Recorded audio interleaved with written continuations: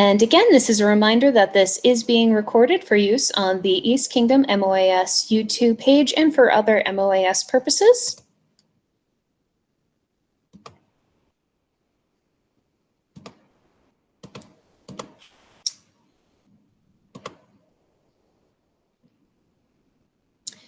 As a reminder, the SCA harassment and bullying policy, the SCA prohibits harassment and bullying of all individuals and groups.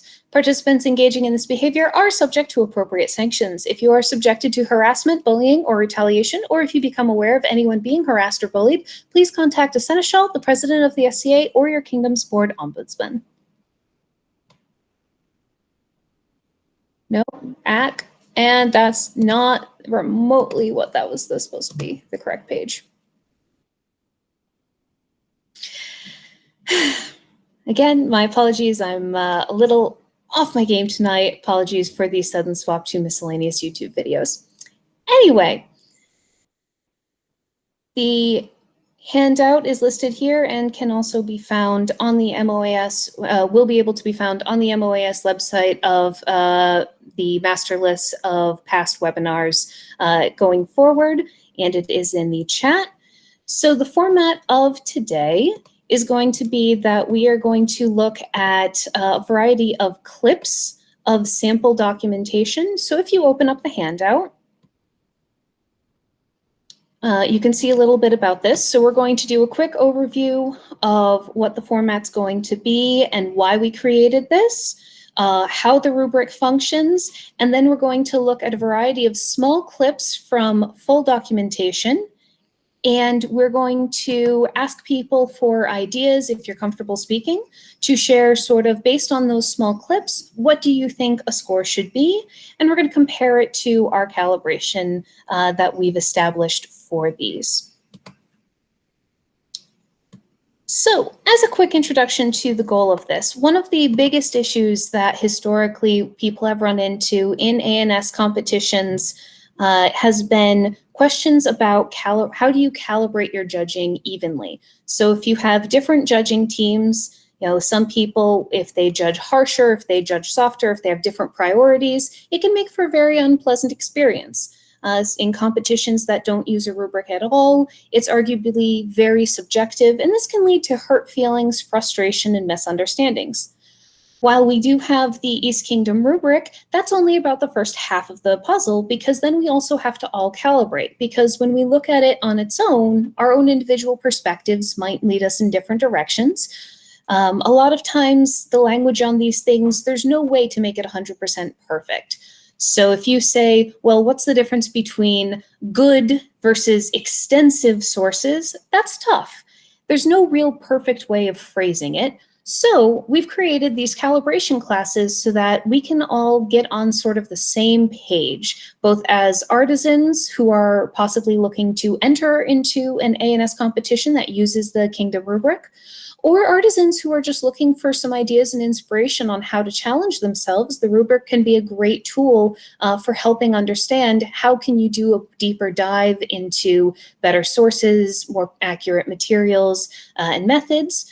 And it can also be incredibly useful for judges, because as someone who has been on both sides of this, judging somehow manages to be even more challenging, because sometimes you look at things and it can be very hard to figure out, okay, well, really, where should this fall? And so the more training we can provide for really anyone who wants to interact with this rubric, either in or out of a competition, we feel it's going to make it easier to take some of these inherently subjective statements and give some concrete references that you can compare them to. So the goal of the East Kingdom rubrics is to create a more standardized format for our East Kingdom Crowns Arts and Sciences competition. While other competitions may use the East Kingdom rubric, it is not required. Our office only runs Crowns. But it is being expanded. More people have been using it for other competitions.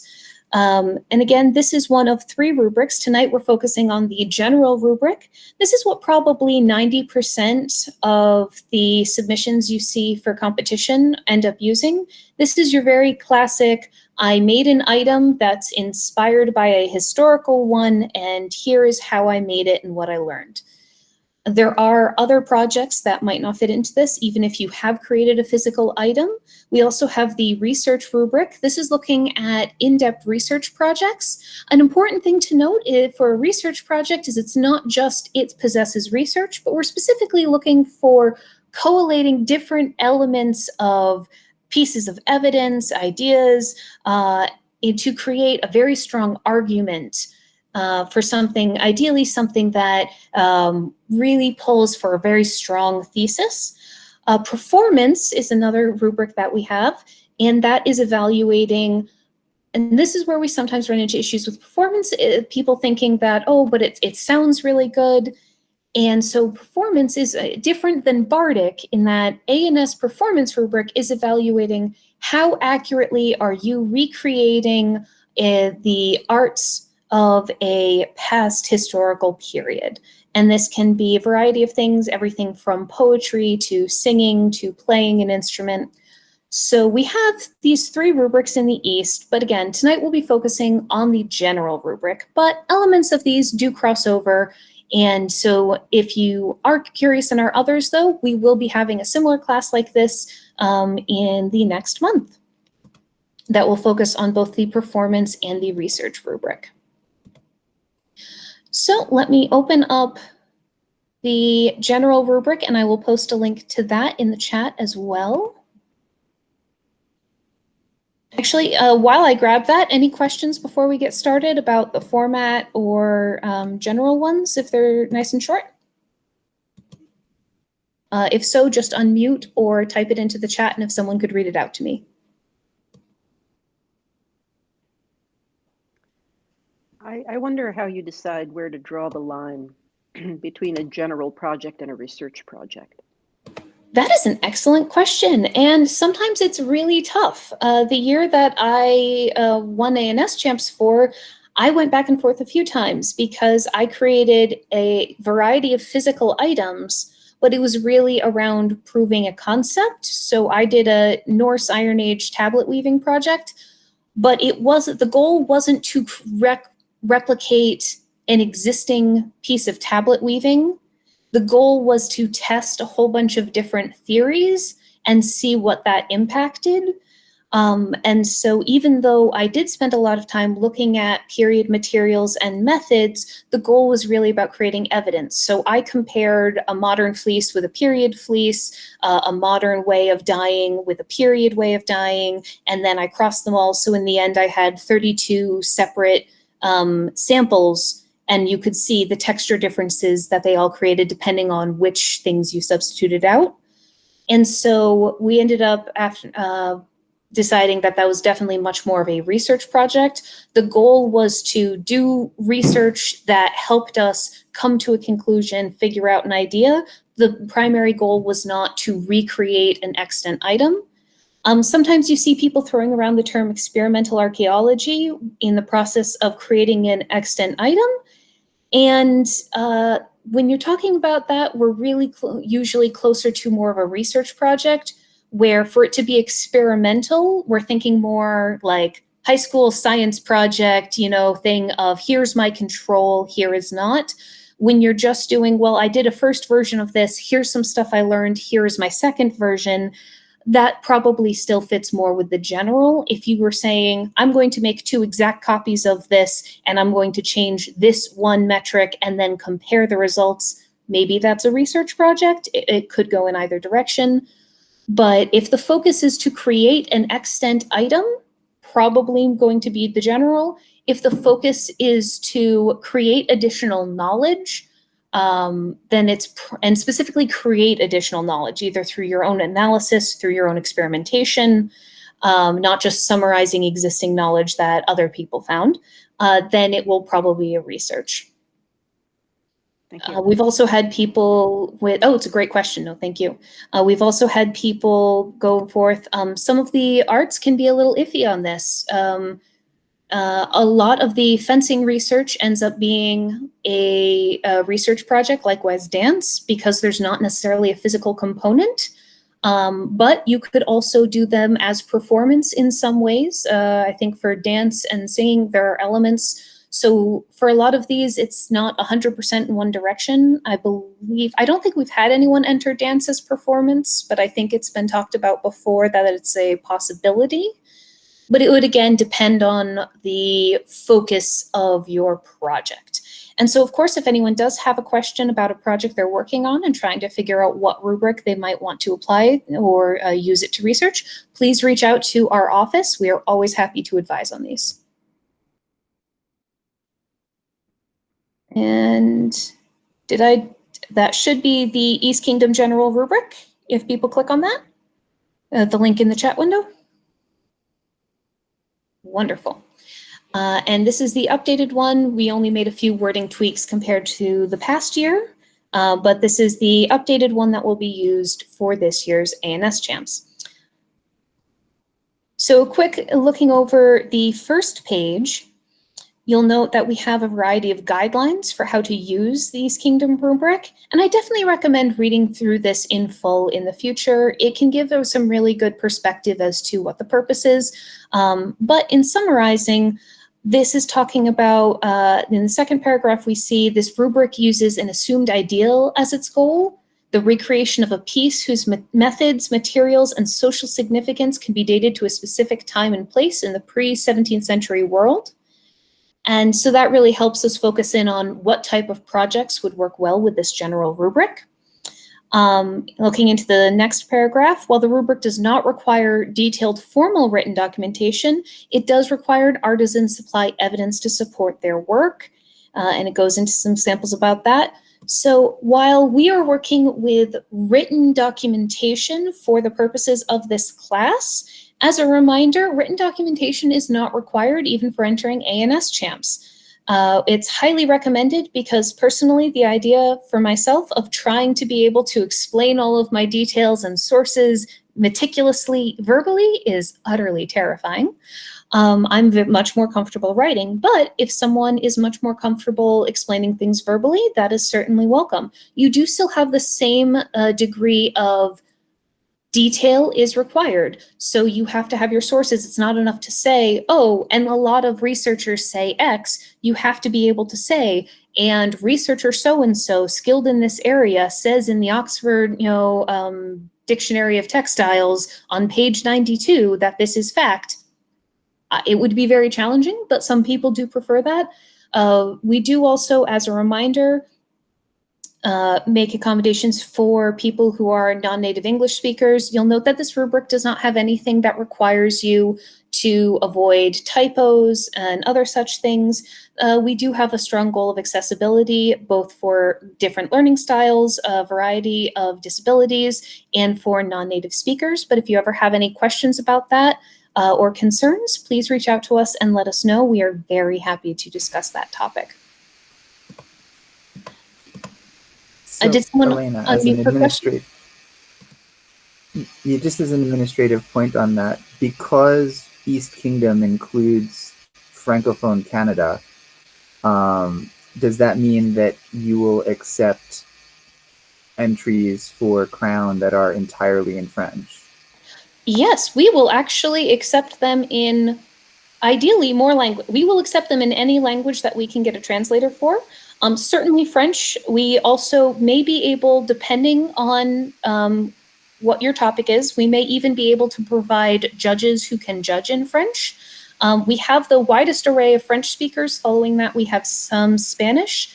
Getting past that, it gets a little trickier. We don't have as many volunteers. But if you submit your document, if you are interested in submitting your documentation in a language other than English, you are very welcome to do so, but you just need to contact us earlier. I believe the date we posted on the MOAS website was we need submissions by December 13th to give us an extra few weeks to arrange for translators and judges comfortable working in that area. But again, especially as you point out, where part of our kingdom is in Canada and in French-speaking parts, we are fully committed to making that as accessible as possible, and we do welcome documentation, especially in French. It might, I will say it might impact who is the amount of judges we're able to get. If you're looking for a area that maybe is not as common. So for example, there's a lot of people who do textiles. It's probably easier to find someone in French where that's a more common area. If your area of research is less common, we might have more of a struggle. So far, everyone has chosen to submit in English, but we do really want to encourage people that that should not be a limit. If you would like to submit in a different language, we are very, very happy to work with you in that. In general, if there is anything the MOAS office can do to make it easier for someone to enter ANS Champs if they really want that competition experience, we are very happy to help. All right, getting into the next part, looking at too many Google Docs open. Getting into the format of how this rubric is laid out, you see on the first page, towards in the second to last paragraph, we talk about how to provide a consistent judging experience, but that's also just about some easy ways of understanding it. Read the rubric from left to right.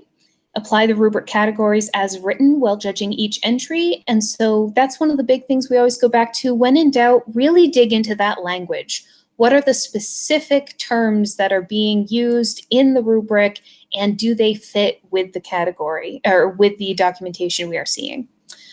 There are 6 categories in the general rubric, and each category has multiple elements. We ask for judges to fill it in using checkboxes, so you might be scoring really well in one subcategory and not as well in the other, and so we like having it broad enough that people can do that. Judges, don't worry about this. You do not do any of the math. All the math gets done at the MOAS table. You just have to check boxes, so no worries.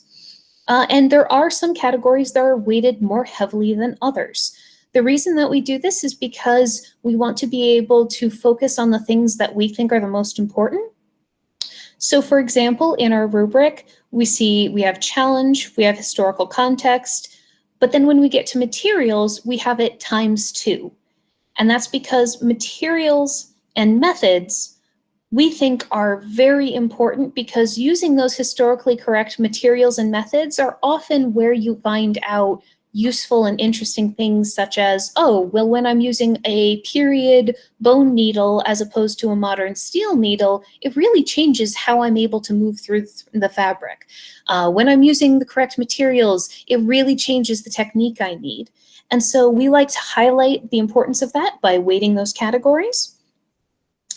And so that is the reason. The other rubrics likewise have different categories weighted, which comes out to a set number, so we can easily judge everyone equally, even across multiple rubrics. So getting into the one last thing, actually, on the formatting, you'll note that we have now switched it to adding a black bar between categories 5 and 6. This is because 6 is really the bonus category. It's not the top score in the normal sort of way. If you think of it as like, oh, it's really going above and beyond. So we really like to split that out. 6s should be incredibly difficult to achieve and should really be for people who are going very sort of above and beyond of what we would expect of even a high quality artisan, because we love the East Kingdom and a whole lot of you are, in a wonderful way, psychotic, and just do all sorts of ridiculously epic, amazing things. And we need to be able to judge everyone. And this is one of the big reasons that we have to have the standards the way we do, is because quite frequently, prior to pushing this higher calibration, we were running into issues of multiple rounds of people getting perfect scores. And some of the feedback from judges at the time was, well, I'm a Laurel. This project was at the level that I completed when I got my Laurel, so you should get 100%. It's like, you know, your grade. This was a good project. It should get an A. So perfect score throughout, all good. And that's really not how we can do this and have it function. First of all, as things change, the internet era has really shifted. It's a lot easier to get information than it was, 10 and 15 years ago. More stuff is being shared out. And as more people do incredible research. They inspire others. We're really standing on the backs of, on the shoulders of giants. And as each generation in the SCA learns things and teaches them, the next generation is able to go farther. And so it became really clear that we needed to be able, if we wanted to judge accurately and be able to not just have a huge collection of perfect scores, we needed to have these things that would help split people out for really going above and beyond.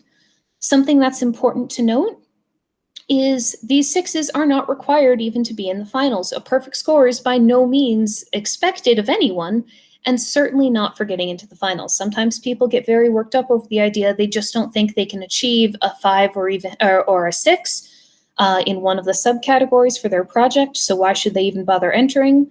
Historically, most years, a mix of 4s and 5s and maybe would be enough if you had predominant. I think it depends on the year. Some years people have a bunch of people bring some very big projects and might run higher. Other years, maybe it doesn't.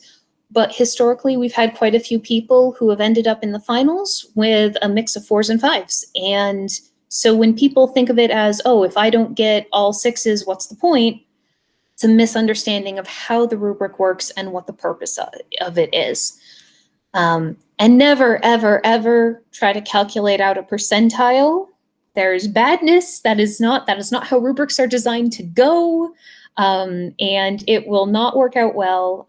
The rubric is designed to help artisans figure out what is going to be, how is their work in comparison to what are some ideas that they could do to improve it in the future, and what are areas where they are doing well. It does not equate to a letter grade. Raising hand, yes? I think this is really fascinating to hear, because in the academic world, I know for not truly academic, it's middle school, but rubrics are how we get grades. Like in the state of Massachusetts, I have to submit a rubric for every assignment to show how I got the percentile, or I could get in big, big trouble with my principal and angry parents. So this is so interesting to hear a rubric not used for getting a grade, because in teacher hat, that's what they bang into you in teacher school for the younger grades. It has almost 2 meanings here. Well, and so something to keep in mind is, again, this is going in a different direction. So if you think of, I'm mundanely a teacher, actually. I have a master's in teaching, and I currently teach at Salem State, but I was licensed and I used to teach high school English. But one of the issues I've seen college professors in education run into is they forget to weigh their rubrics. And so if you have a rubric that only has 4 things, 1, 2, 3, 4, and you think, okay, well, you did okay, you met all of the things, but it wasn't great, I'll give you a 2. And you did pretty good, it wasn't amazing, but I'll give you a 3. Well, that resulted in several of us in graduate school where a C is considered practically failing, all having C averages because she gave us all 3 out of 4 on a whole bunch of the homework assignments, and we had to remind her that that didn't work. And so again, it's the scaling of rubrics is something that you always have to be careful with. The way this is scaled, it's much more similar to the United Kingdom system, where their grading structure is like a good, decent score in some things in college might be in the 60s or 70s. And they have a completely different percentile scale. And so if you get like a 90, that is amazingly top tier. You might want to consider submitting it for publication, even as an undergrad. And so it's just based on the very similar concept to this, actually, where the idea is you want to be able to parse things out as opposed to having grade inflation and, okay, well, everyone who tried a decent job gets an A. Now, when I teach high school to 10th graders, I'm much more flexible about that. When I need to separate out who's going to be the quote unquote winners out of a kingdom that has about 5,000 people and a disproportionate amount of artisans who are super invested in doing, very high tier work, we need to be looking at slightly different things. All right, so getting in, and I just, yes? Oh, I just wanted to add one thing to that, just to bring that idea a little bit more concretely to A&S competition. If you're a beginner or intermediate, This rubric has to encompass everyone from a brand new beginner to somebody who is extremely advanced. So if you're a beginner or an intermediate, a 3 or a 4 might be like the best score for you, because that's probably as high as you can get without kind of learning more things and taking another leap. So when you're using the rubric to self-assess, especially, or if you're going into a competition, kind of know what you want to reach. Don't worry about reaching the top. The top for you at a beginner level may be a 3, and that may be wonderful. Yeah, we're going to see some examples actually of quite a few of our beginner documentation, including my, baby Elena's my first documentation. And spoiler alert, I was wrong about a bunch of stuff, and it did not score the same as the project I had a year and a half later.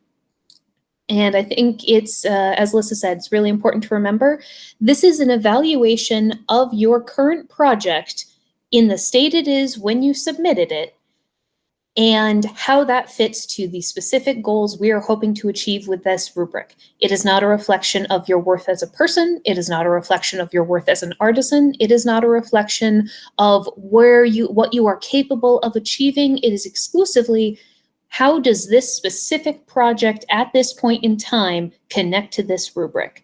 And it can still be hard sometimes, but it's really important to keep that in mind. This is only ever a starting point. It is never the be-all and end-all. There are always more places you can go from here.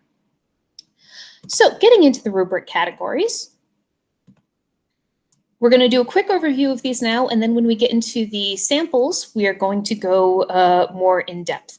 So the 6 categories are, we have challenge, and this is where the work is evaluated on the difficulty and challenge to the artisan for the project's creation and goals. This causes some confusion sometimes. So this is specifically looking at how challenging is this for this individual artisan, not for a hypothetical person, but for this one. So did this take a lot of time and effort? Did the artisan have to learn something new? Was this a challenge for the artisan? So this is actually a really great one for one of those newer people. We often find newer people, it's a lot easier to score well. If you've already done quite a lot of 16th century embroidery and you want to submit another project, you're going to have to show, okay, did you learn something new? Did you try a new technique? Did you, go into more depth with your materials or your methods? Did you do additional research? How did you stretch yourself so you're not just presenting the same project over and over again with slightly different materials? How did you grow? How did you learn? So honestly, this can be a great area for a newer person, because when you're first starting out, there are so many options on how you can challenge yourself and go forward. Elena, there is a question in the chat right now. So from Agnes, so would that mean that a low score, so that would mean that a low score means that the judges think you can do better? So it's a hard phrasing. It means they think that in some of these subcategories that this was not sufficiently challenging. And we'll have some examples of all of these as we go. Good thing or bad thing is all very iffy. I don't want to get into that right now. We'll get into it when we get into some of the examples. I think a lot of these, I'm just giving a quick overview, and we're going to go into them in much more depth when we have the examples to give that concrete element. The next category, and as of note, these are in order of how we could fit them on the pages. There's no official format to this beyond how we could get them on easily printed pages without being cut off. So the next one is historical context. So this is talking about how well connected is this project to a specific time and place. How well do they understand the use and the cultural context of this? So this is both time and place, but also how it was used and who used it. We'll get into that a little more. Next one is materials. And again, this is weighted double because we think it's so important. We're looking at how historically accurate are these materials? How well do they function the same? And how well have you supported this through evidence? So some of the subcategories there are looking both at what the materials are, but then also how the evidence supports that. So even if you use some very period materials, but your evidence is, well, you know, Laurel so-and-so said this was good, so I used it, rather than, ah, yes, and I looked up the scholarly work and tied in, then you might have the correct materials and that's good. But the problem is Laurel so-and-so might be wrong. And again, we're going to look at some sample documentation from all of us. I think everyone who's been doing A&S for a few years knows that when you go back and reread your documentation, you find out, oh boy, turns out there were some things I was wrong about. So as a result, we really like to put the focus on using academic sources rather than SCA references. And so you could use some good materials but struggle with the sources, or vice versa. You could have some really good sources. Maybe you aren't able to source the materials for cost or accessibility, but if you do the evidence to really support it, you could still score well in this category through doing additional research. Similarly with oh, that's not the next one. The next one is execution.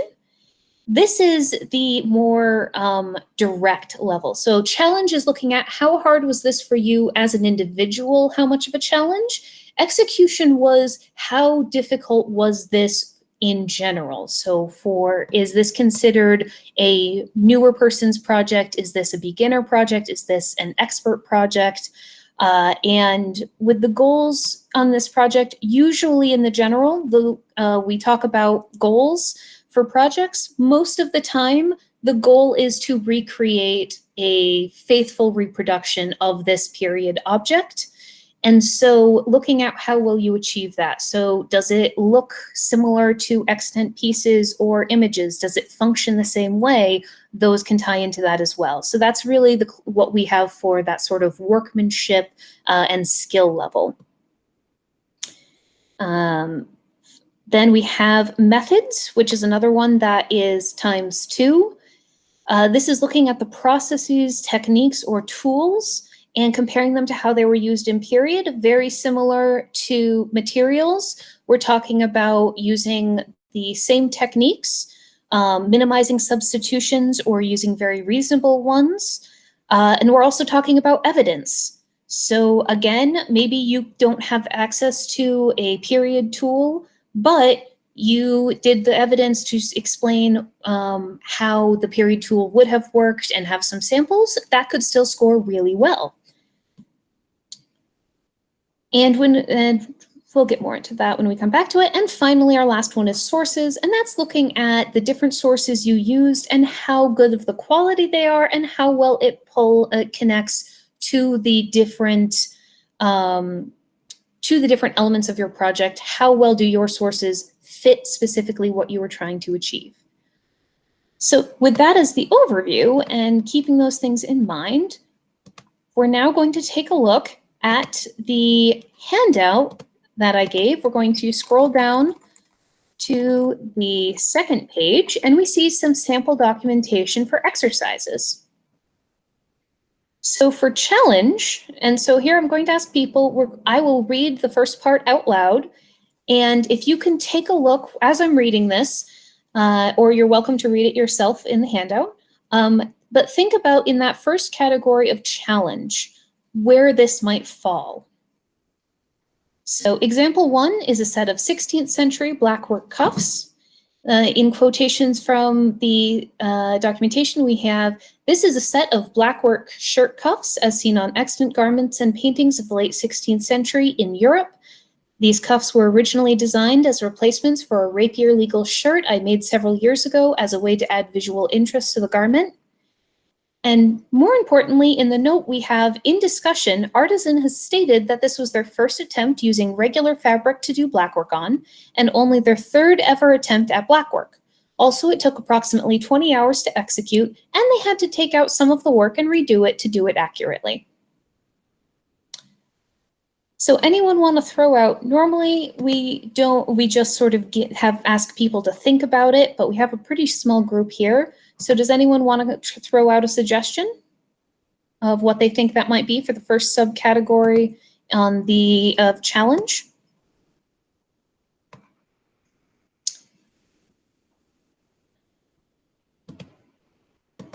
All right, so what we went with is, when I switch between, we gave this a 3 for the first subcategory on the grounds that it required a moderate amount of time and activity to create, both to plan the execution to make it reversible and the time to embroider. It definitely wasn't a huge or major project. The finished piece, when we saw it in the documentation, it's about 1 inch high and 2 pieces that are 8 inches long. And it used pre-made patterns, so there was no creation part of the stage as well, or trying to work from a painting or analyze existing patterns to create something similar. When we asked the artisan for the second subcategory in challenge, the artisan's goals, again, were a little iffy, but the goals definitely pushed the artisan forward. They had to move. You could even argue that this was a 4. If this artisan hadn't done a lot of embroidery in the past, that may have pushed it up. But another thing that this artisan mentioned is that they'd been doing different types of embroidery since they were a child. And so this didn't feel particularly challenging, but they did grow some ways. So we frequently listen to the artisans here.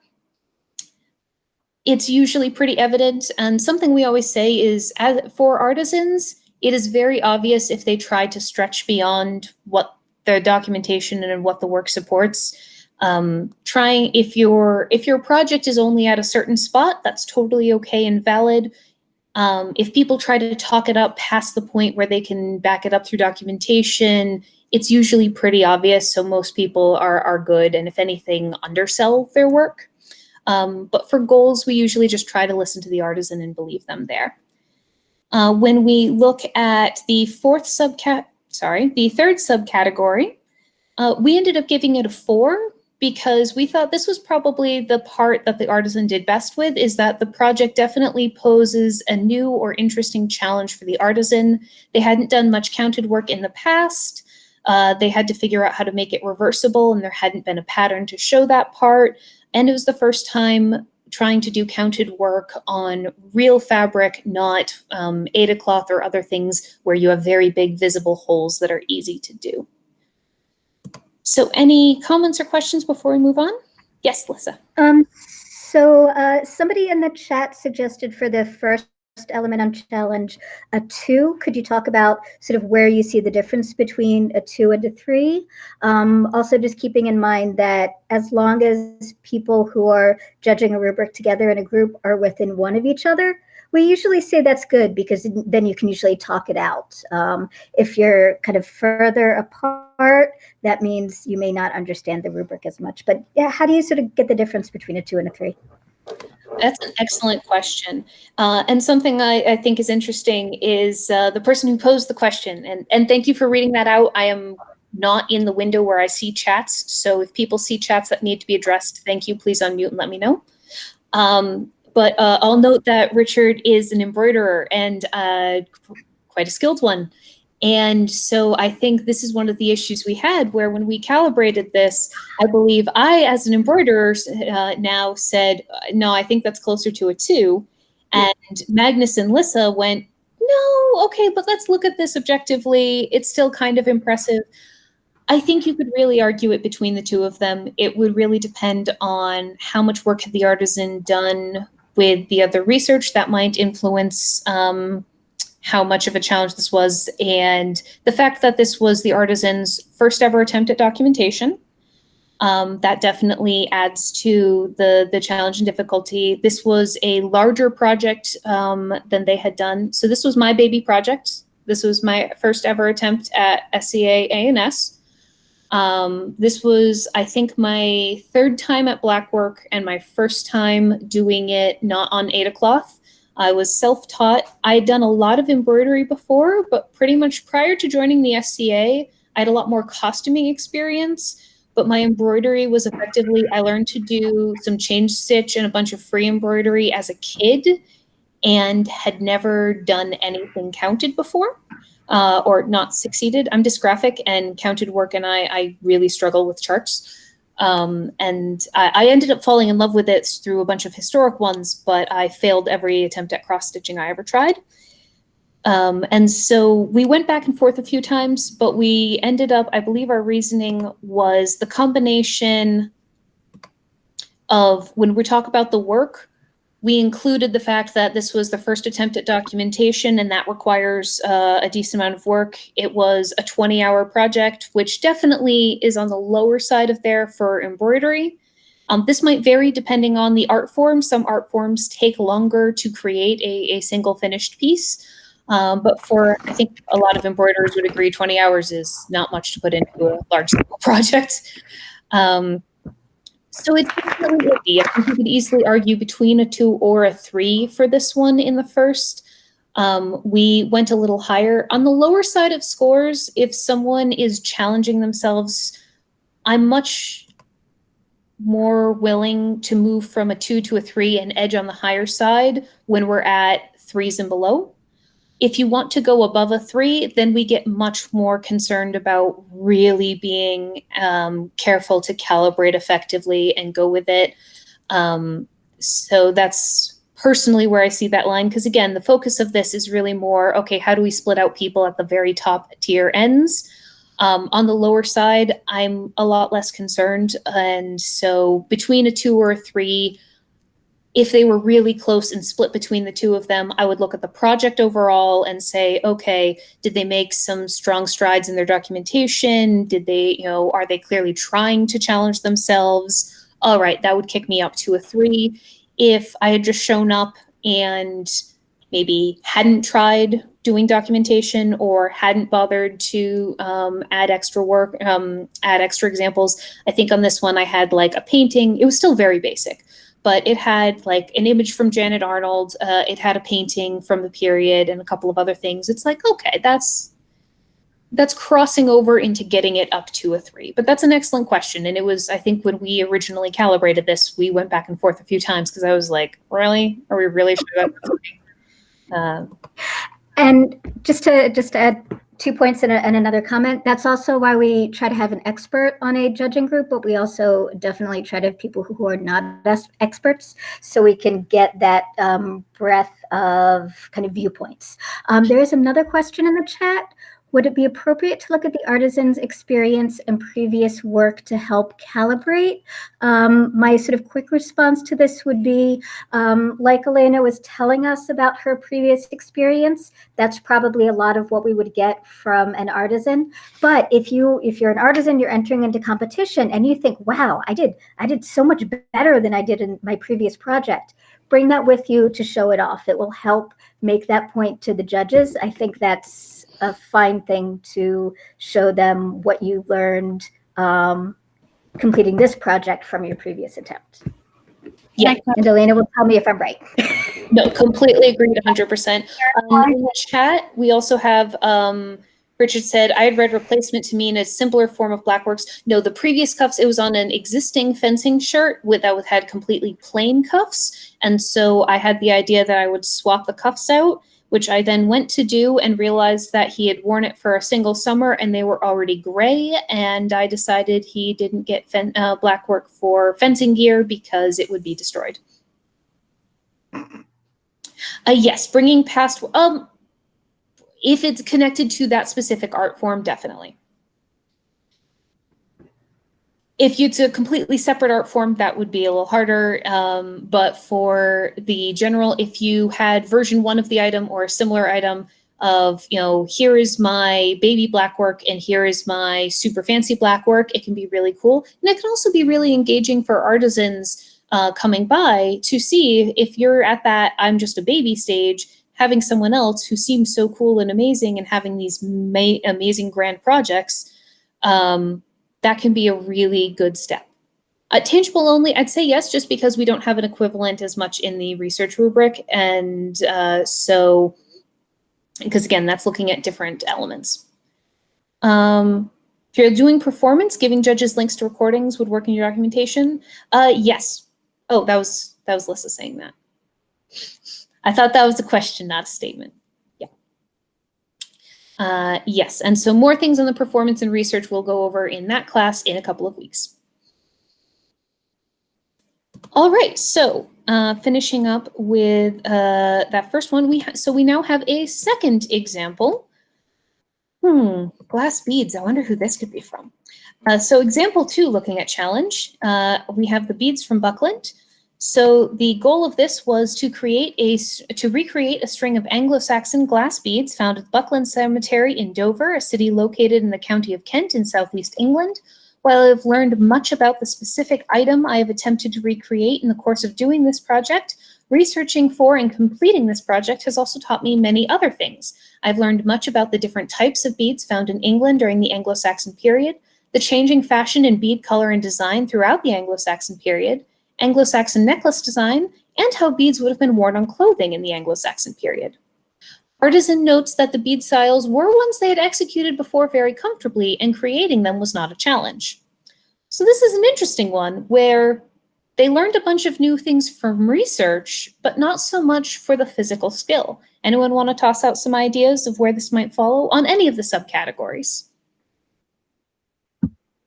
It seems like it would probably be maybe a 2 or 3 for the first category, because there was a lot of research. So maybe a 3 for the research, and then a 2 for the other 2 subcategories, because while there was the goal was to make the bead stuff, and actually it changed into something else. So it seemed like there's a sort of, sorry. My brain went, whoa.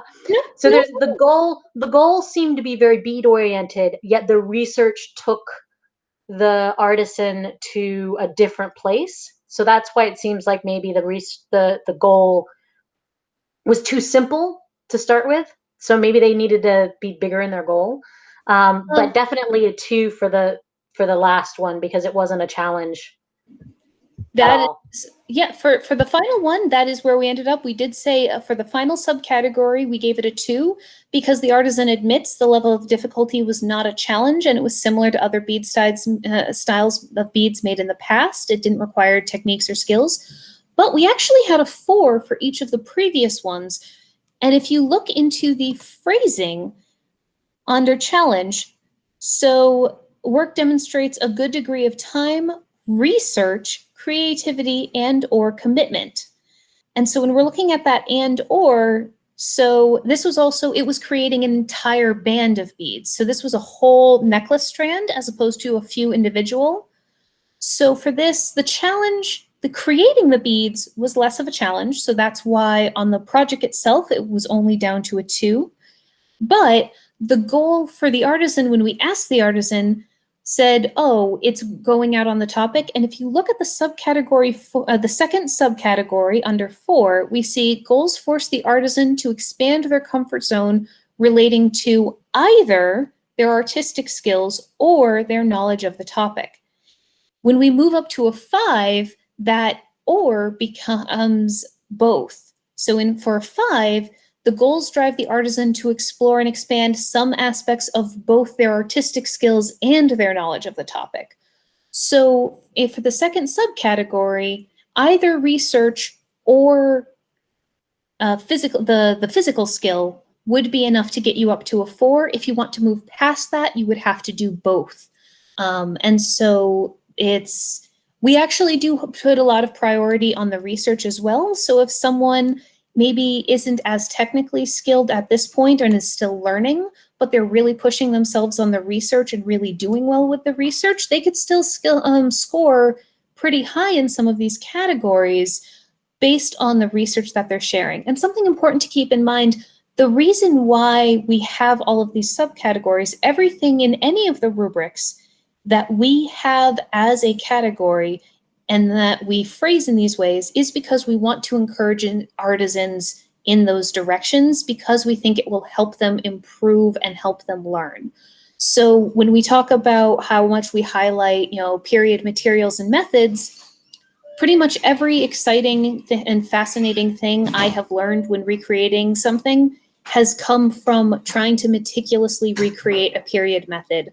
One of my other projects we'll see later on, but it's a Florentine underdress, the sort of the big floofy part a shift, a smock, camisa in Italian, and Fiore is going to correct me if I'm forgetting how to pronounce it again. I sew Italian garb. I don't pronounce Italian. It's a camicia. It's that. I can pronounce French. I can't, Italian. Anyway, camicia. But one of the things I did was look at an archaeological report and recreated the exact 7-stitch stitch to create each pleat. And as I was going through it, I'm like, this is so freaking stupid. This is taking forever. Why would I not just do a basic gathering stitch? This would be done so much faster. Every single pleat took 7 stitches. But when I finished it and I washed it and I hung it up, all of the pleats miraculously reformed themselves, and I've never needed to touch it with an iron or steam or anything in the multiple years that I've had it, worn it, and redone it.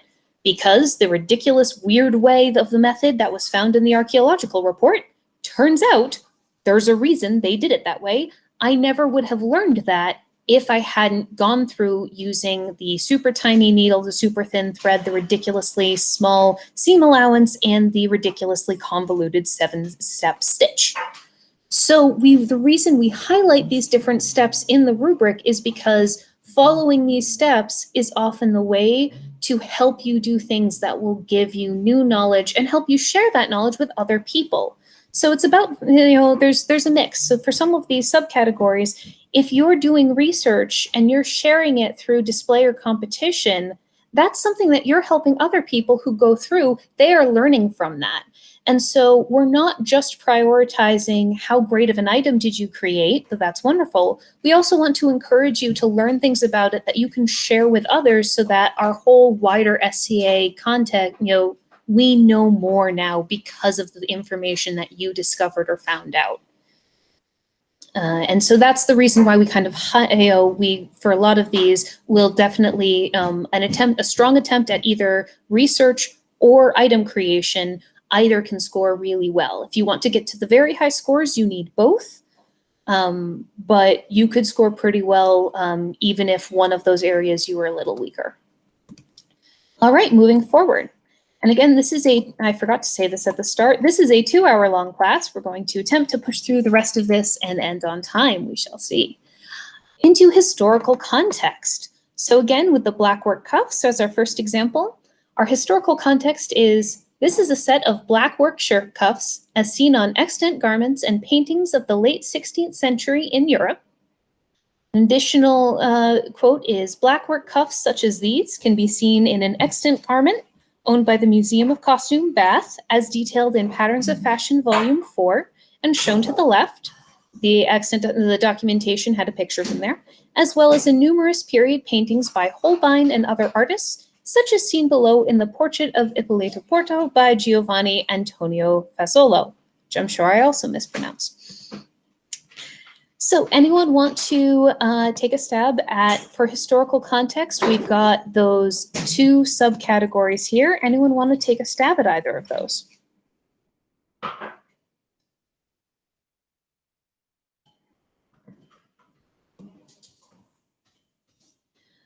So we gave this, I can jump in. My inclination is to dance that somewhere between 4 or 5 because it has a specificity. So we are much harsher. Aha. Okay. We gave both of them 2s. Ooh, why? Let me know. Well, and let's get, I like this. Okay, and Richard, we have Richard in the comments. Connection 3, it makes an attempt, but it's vague to Europe as a whole and half a century. Excellent. Yes, that is exactly it. Europe is big. And especially when we get into late period, 16th century, that encompasses a lot of fashion changes. And this varies depending on the time period. When I'm looking at like 15th and 16th century fashion, things change fast. So for my 1480s project, I focused on a target date of 1485 and plus or minus 5 years. And you can still see, oh no, okay, sure, that's 1488, but like that's definitely looking more a little on the later, whereas that 1480 is looking like there's some visual differences. Meanwhile, for my Norse project, these scholars give it a 200-year, the find that I was working from has a 200-year window, where they know it's from roughly this period. And that's going to be pretty consistent. There are some differences, but for the most part, in earlier stuff, there's going to be a broader window. But it's an important distinction between how broad is the knowledge of the person talking about it versus how broad is the knowledge of the actual scholars. So the scholars who have done all of the testing and analysis have said it's from this 200-year window. Okay, that's as specific as we can get. That's perfectly fine. We'll never ask you to go more specific than what modern academic scholars say is the best we can do.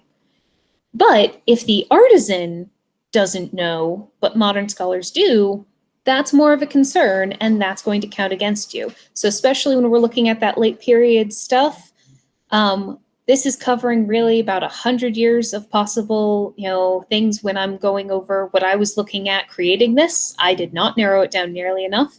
And I didn't even specify Western Europe. I just said Europe, when really what I was looking at was a mix of England and Italy, which even still, fashions are going to vary just between England and Italy. So how specific you get with your sources really makes a difference. Oh, and I also like that comment, Richard, you're knocking this out of the park. Cultural context too, I would have liked to see something about the pattern. That's a very excellent point. There's nothing really here about why were these used other than the generic conspicuous consumption, which that's a term you can use for just about anything you would recreate. That's pretty enough to recreate. You could probably argue conspicuous consumption of, look, I'm rich, I'm spending money to show I'm rich. So it's really good to go past this to, okay, but why did they wear this? We have some types of embroidery that they do in linen instead of silk, with the idea that we think those bits of linen thread mixed in because they're thicker maybe give a protective element to it. Okay, that's really interesting. Oh, the people who wore these were worn by priests who were celebrating, mass. Okay, that's a very different cultural context than even someone else who's maybe upper class or upper middle class. Having those cultural contexts to tell us who would have used this and why, what purpose did it serve, is really important. And it can also be really important for the evidence that you have. A lot of times you'll see something like, oh, well, I used madder dye and madder is period, so therefore it would be appropriate. But when you actually look into it in certain periods, for example, for the Norse period, the area I was looking at, madder was imported. It was only used for very high status pieces. It wouldn't be, you would never make an average person would not have a blanket that was dyed with madder. Yes, it existed in that period, but it wouldn't be used for that purpose. If this is a high status piece, then maybe it's quite possible they could be used, have imported dye stuffs. And we do know quite a few high status pieces in that area have been found using this imported madder, but that's going to be different than a low status piece. And so knowing this historical context of who used it and why, what was the social class, what was the purpose, what materials did they have access to, are all really important to keep in mind, especially when we get into how that intersects with what methods and what materials would be applicable. So for a different example, we have another thing from the Buckland bead strand. Here we have, the goal was to recreate as close as possible a string of Anglo-Saxon glass beads found in grave number 59 at the Buckland Cemetery in Dover, a city located in the county of Kent in southeast England. Another quote says, early Anglo-Saxon burial practice, 5th to 7th centuries, involved the practice of burying grave goods with the deceased, and it is from these graves that many Anglo-Saxon beads have been found. Citation. Many materials were used to make beads during this time. One of the most common is amber, but another very common material used for beads during this time period is glass. Most of the beads found in Anglo-Saxon graves were found in graves of women, evidence to the fact that glass beads were very important as decorative jewelry during this period. Quote, citation. Most female graves contain beads of some type, citation. In a study of the gender association of grave goods in Anglo-Saxon cemeteries, it was found that the number of beads in a grave was the highest for women between the ages of 15 to 40. This pattern shows us that beads were a significant cultural signifier of the female gender, and specifically of adulthood for women in Anglo-Saxon England. Citation. While beads were worn by people of varying material wealth, the number and type of beads present could indicate class differences. Beads made from precious metals and stones, as opposed to glass, are one of the most obvious indicators of wealth, as are the number of beads found in the grave. Citations. Also, some archaeologists have associated more complicated decorated glass bead types with graves containing more material wealth. Citation. Over time, as Christianity took a firmer hold in England, the practice of burying grave goods with people stopped altogether, and beads gradually disappeared from burials during the late 7th and 8th centuries. Citation. And even before we get into numbers, you can just hear the dramatic difference in how specific is this, how well tied to both sources, to cultural context, so much more specific than noble-ish people had them in Europe. So anyone want to, actually, we're running a bit late. I'll just throw out our numbers here. So what we ended up giving these were, we gave this actually a 6 and a 5. And an important note here is it's not just that this has a very specific, oh, it's recreating an explicit grave find. We do not prioritize directly creating a item in the style of a specific time period or place versus recreating an exact find. You could score well with either. There are definite pluses and minuses to both in different categories. It's very, very easy to show this strong cultural context if you're recreating an extant piece, but you also have more an easier time of showing challenge if you show you had to create a period, give yourself a period I by looking at enough extant finds from this time and place and social context to be able to say, and here's why this one that I created is correctly in the style. So either of them can be very useful and can score super well. We've had people who have won their categories using both techniques. So it's not just that Lissa was working off of a specific grave find. More importantly, all of her sources are connected to it as well, and all of her documentation ties to it. So it's not, okay, well, and she has a very set time and date, but then she's using this other example. So in the Blackwork cuffs, I'm talking about a German painter. I'm talking about an English extant find, and I'm talking about an Italian painting with no explanation for why all three of those cultures really fit together neatly or going into the time period. Whereas Lissa, all of her sources are very directly connected to the specific Anglo-Saxon England grave goods from this period. And so that really pulled it very strongly.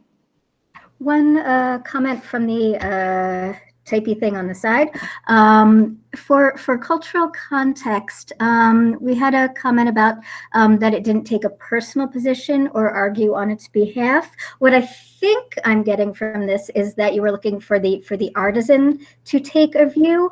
You can let me know if I'm wrong, but for this, we're not necessarily expecting the artisan to have their own expertise, as long as they can look at the research and cite what other scholars have done.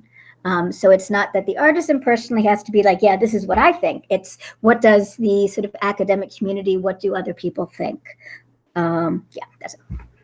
And that's another good example to look at the difference between what we're looking at in a research project versus here. A lot of times in a research project, we're explicitly asking you to not just share the data that others have seen, but specifically, okay, I have looked at all of this academic data, and here is the new understanding that I am bringing because of it, as opposed to that might be present in a project for the general rubric, but it also might just be that the thing you're creating in a research paper is this new knowledge. The thing you're creating for the general rubric is an actual item, and so they have different priorities and different focuses. All right, so and moving on again to materials. Going back to the blackwork cuffs because they're a very good example of a lower level project. So I say in period, these cuffs would be linen and embroidered with silk, so that is what I used for my materials. However, the linen I used was 32 count. I chose the 32 count because it was the highest I had at that moment. Likewise, while I did use one strand of black silk thread, it is spun silk thread, not stranded as would have been used in period. Again, while I have since sourced better silk, it was what I had access to at the time. Anyone want to throw some numbers out there?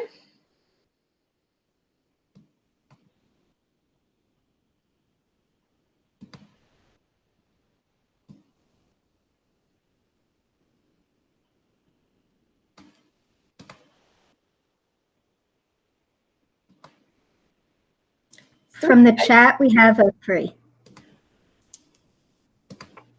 Thank you. And I have, there we go. That's actually where we started out. We gave this, for the subcategories, we gave it a 3, a 2, and a 3. And this is another one of those places where listening to the artisan sometimes is good, and we try to do it where we can, but sometimes the artisan does not know what they don't know. So here, the artisan identified linen and silk as the appropriate materials for this project. And they select these materials, but they're not really the super period version of them. For the record, most of these terms I was using incorrectly. Likewise, there was no real analysis of looking at the function of the period choices versus the ones I did. Additionally, if we look at the second subcategory, the substitutions aren't really explained well, and the justification was just, it's what I had. This was all stuff I picked up at Joann's, and I didn't feel like making a special trip to Joann's for even more accurate linen. So that's really, that it would be hard for anyone to justify that as reasonable when it's, I have a Joann's about 15 minutes away from me, and I didn't even bother to go there to hit for better quality linen. It's like, no, there's no real justification there. Finally, a big issue is the fact that we have some facts here, but it really doesn't hit evidence. The citations, Magnus's description here I love. Citations are anemic at best, making it difficult to explore claims about the appropriateness of materials. So this is one of those things where we know that, yes, silk and linen are in fact good embroidery materials. The linen ground with silk embroidery, very sensible. But the artisan was not working from a perspective grounded in research. The artisan was working from, well, I saw people at Athena's Thimble and they said those were good materials. And which, again, is a great place to start, but there's a lot of misinformation present in the SCA. And that has been repeated enough times and said out where we really don't want it used to state things as fact, because unfortunately it sometimes is wrong. So we really want people to do their own research and find the real answers. And again, that's where you usually find some really cool stuff. So looking in the chat, we had a question about cost. How do we calibrate for financial ability and sort of create equity on that? Oh, excellent. Thank you. Oh, we've had a lot of great chat stuff. Thank you all. You're doing great. So financial ability and equity on this, it's tough. So some things are really blatant. So for example, one of the big ones that we use is, as an example, when I was doing my Florentine gown, I actually got to see 100% silk velvet made in Italy. I was in Venice on a trip, and I saw the specialty shop that wove it, period correct, oh so pretty, 100% silk velvet, and it was 890 euros per yard. So, a mortgage payment, definitely that's reasonable to substitute. It has since gone out of business and it's straight up not available. I have seen other people selling what's labeled as silk velvet, but frankly, based on how it looks, I'm pretty sure that they're doing something funky there because it does not move.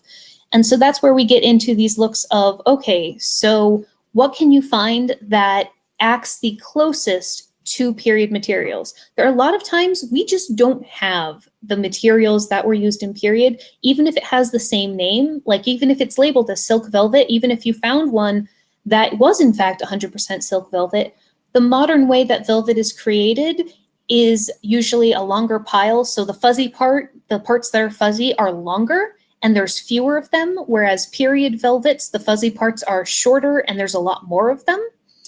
And so one of the frequent substitutions that we see made is to cotton velveteen because it has that short, very dense pile.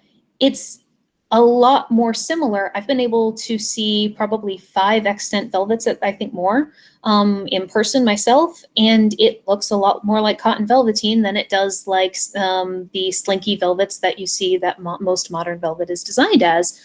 So, but it can be varied. Oh, we have Amalia here, and she did some great work looking at period gold threads in 12th century embroidery. Did I get the date wrong? If so, I'm very bad because I'm her Laurel and that's embarrassing.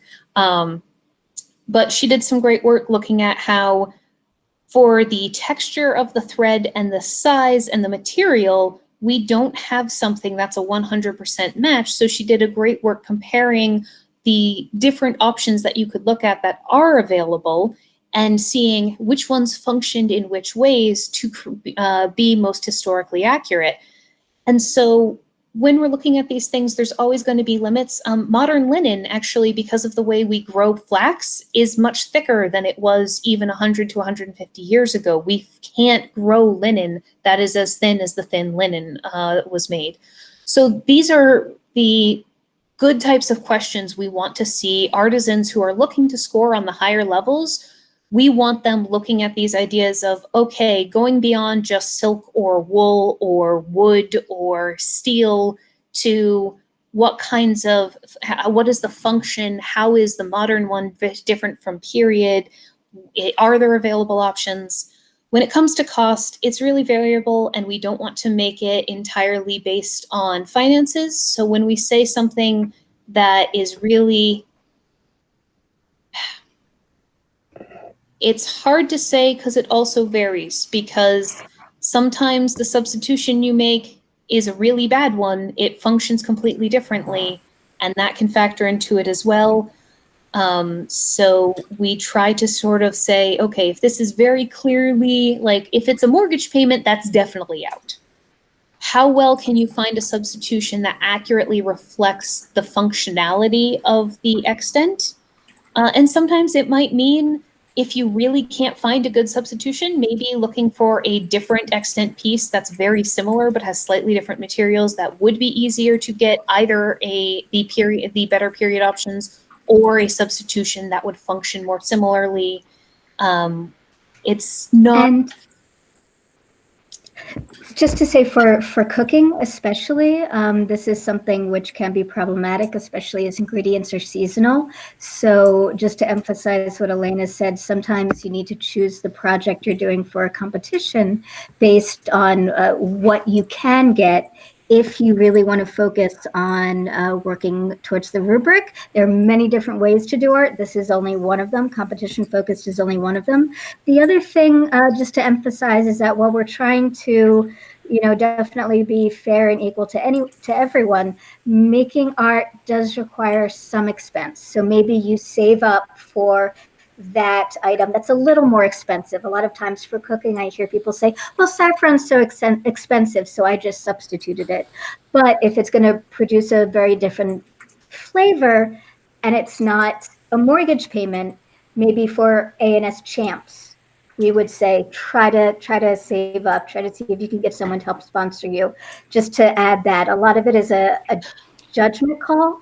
And yeah, so a good example is, so when we're talking about these super expensive fabrics, I'm much more willing to swap. There was someone who's argued that linen was too expensive and it was a project that required about a yard of it.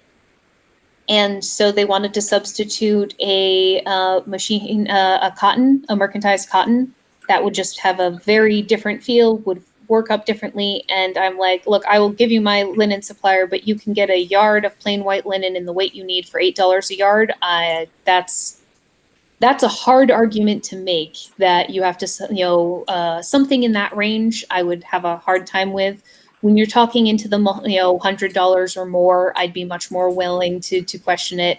If it's, again, it's going to vary, and it also might vary. If it's someone who's, struggling with finances, we try to listen to the artisan.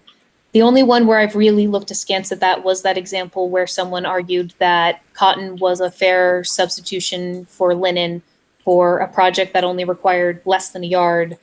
And I'm like, that's tough, because you could literally get that for about $8.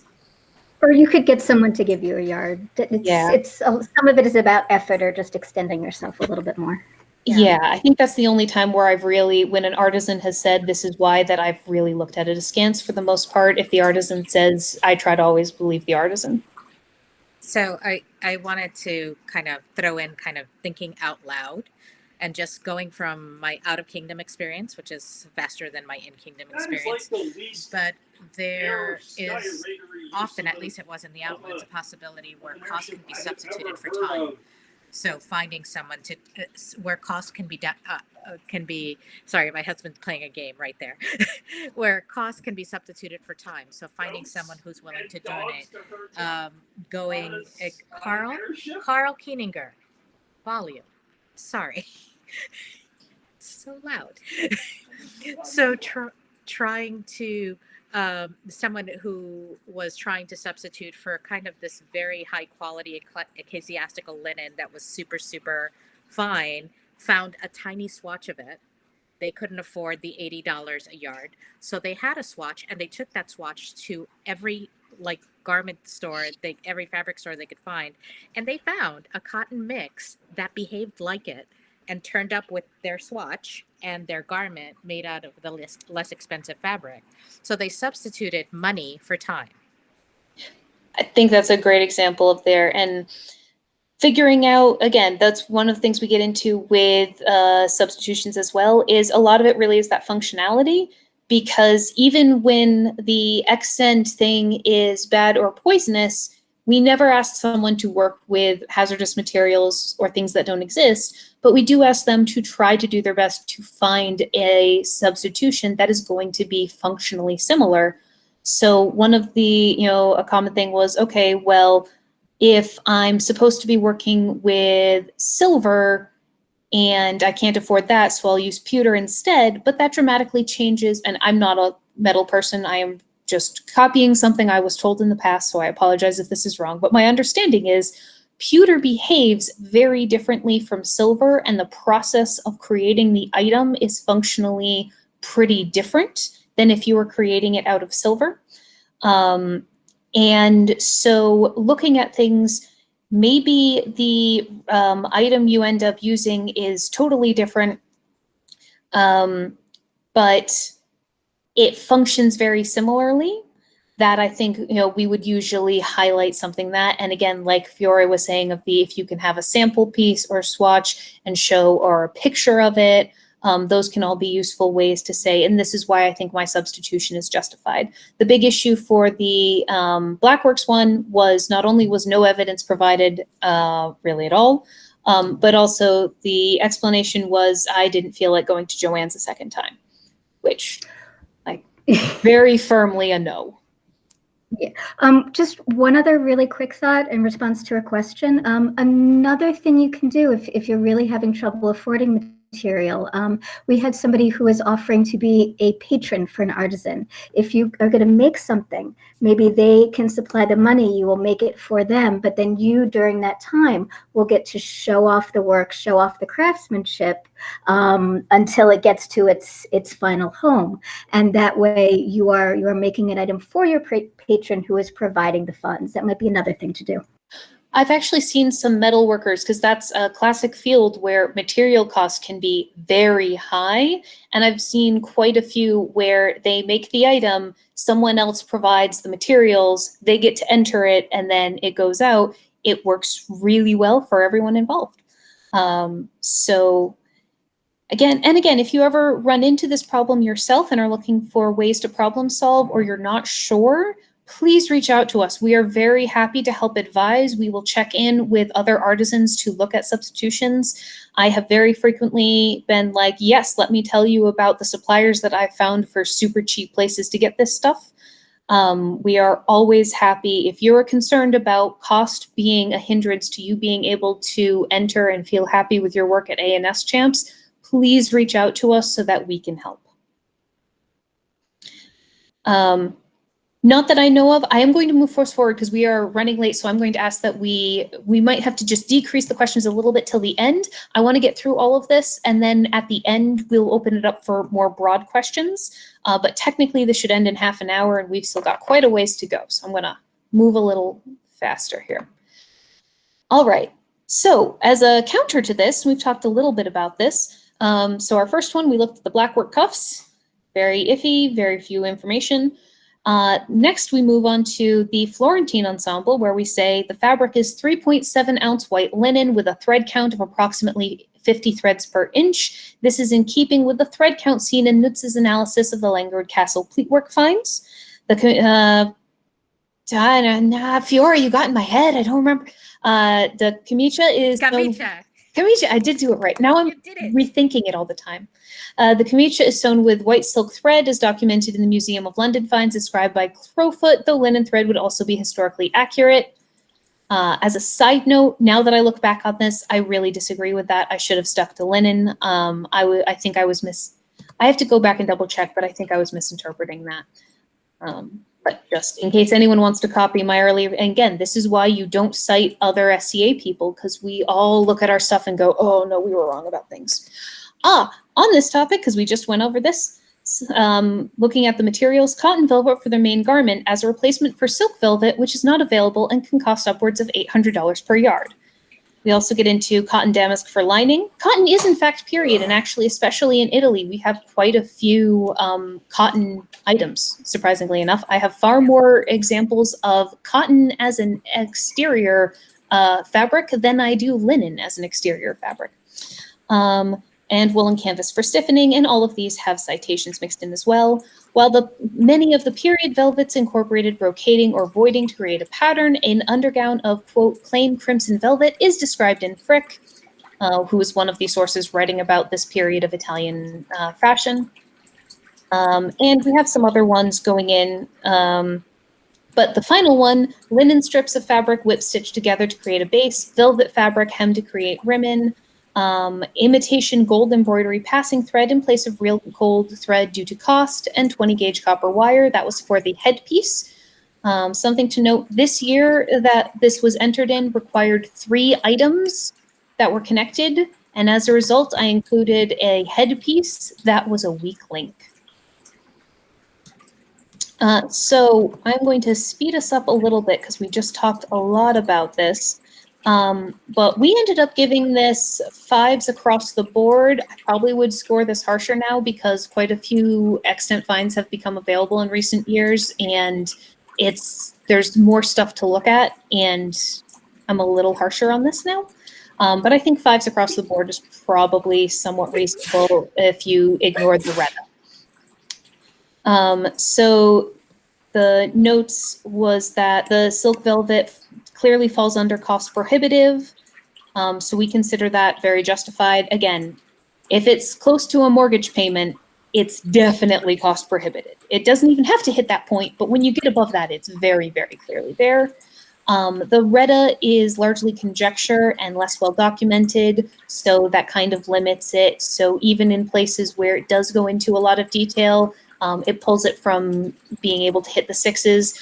Also, this is covering, a couple of varied places. In the documentation itself, it explains that why the Langford Castle finds would be appropriate to here, because while they're German, Germanic areas, and this is Italy, the 2 places, the border was really close, and there's a lot of crossover, and there were some citations to cite that.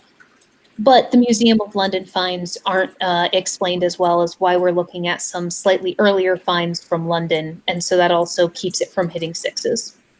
There are enough other good citations to balance it out to keep it in the 5s, but those keep it from really hitting. For those 6s, again, you have to go above and beyond, and it's good, but it's not there. All right, moving forward into execution. So again, execution is looking at how these pieces, how difficult the creation is in general. All right, so we have polychrome glass beads from mucking, which is a different project than the buckland beads. Quote, the exciting thing about this project was that it gave me an opportunity to learn and practice many new types of Anglo-Saxon bead designs. Some of these designs I was already familiar with, however, others were new to me, and some of the new designs required a little experimentation on my part before I was able to reproduce the bead design accurately. Sometimes I had to learn to apply my glass designs using different mechanics to achieve a desired effect. For example, the difference between zigzag, wave, and crossing wave beads. At other times, figuring out the correct spacing and relative size of elements on a bead became an issue I needed to work through in order to achieve an accurate reproduction. My beads were made using modern soda lime glass. The glass used in the Anglo-Saxon period would have been similar to this glass, as it would have been made from the same basic ingredients of silica, sand, soda, which acts as flux, lowering the melting temperature of the glass mixture, and lime, calcium to strengthen the glass and prevent water from dissolving it. Modern glass bead makers most often use rods of glass to make their beads. Additionally, it talks about the flame source. My beads were made on a completely modern hothead torch fueled with MAP gas. Lamp working or flame working, which is the use of a single hot flame to shape glass, has its origins in Venice in the late Middle Ages. All right. All right, so looking at execution, looking at the specifically in the rubric for that language, what kind of numbers are we thinking here?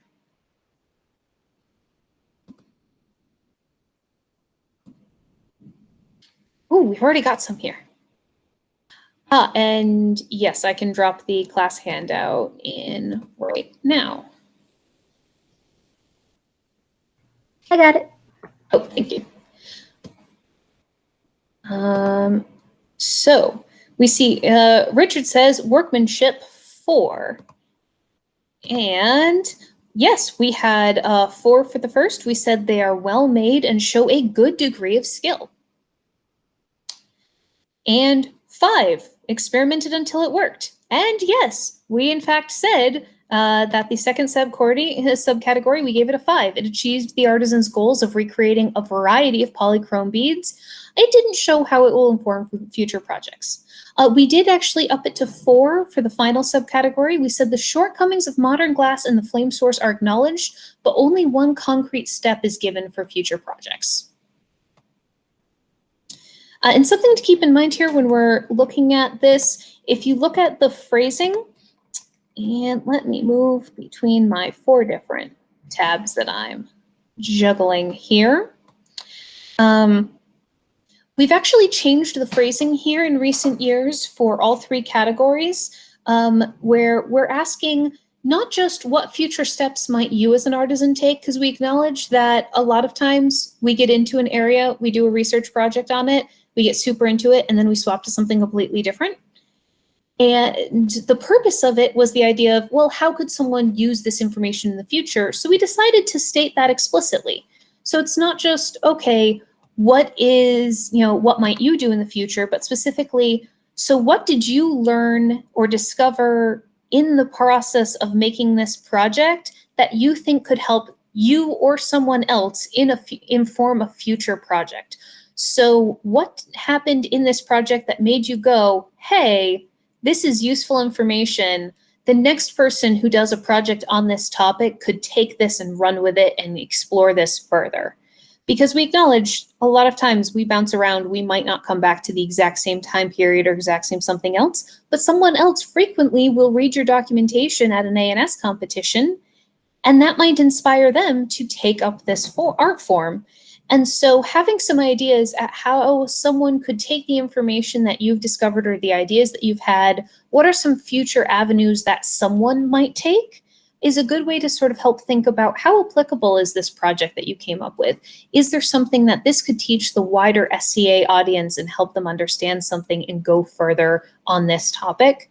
And so that's how we've rephrased that. So we did think it hit 4, talking about the limitations.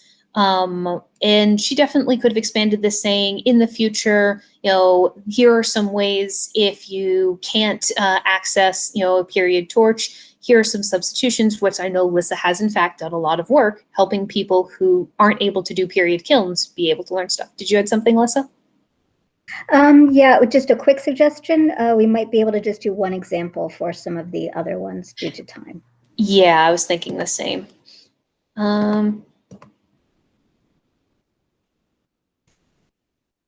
Okay, so our second example,